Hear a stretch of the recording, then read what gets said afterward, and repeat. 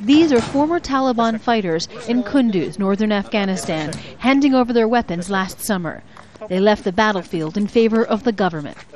It's part of the Peace and Reintegration program, started in 2011 to encourage fighters to renounce violence and become part of the community.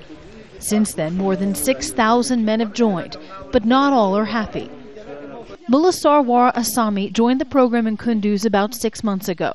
It's not what he expected. The government has made lots of promises that roads, schools and clinics will be built. Wells will be dug and we will give you electricity. Nothing has happened.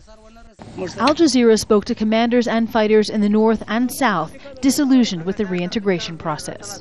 The government hasn't given us any help. We have other friends left behind. There were 30 or 40 other fighters who wanted to surrender. He says he can't encourage others to join if he can't see the benefits himself.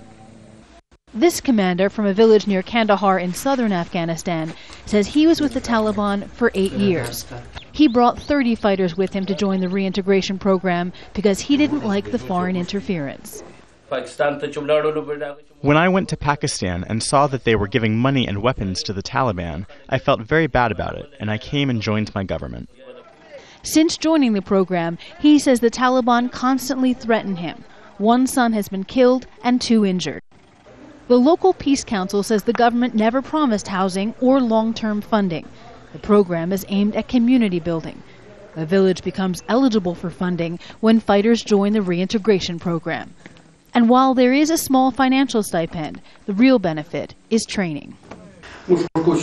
We're trying to teach them skills and give them education. And we're trying to give them a long-term skill base so they can find work for themselves.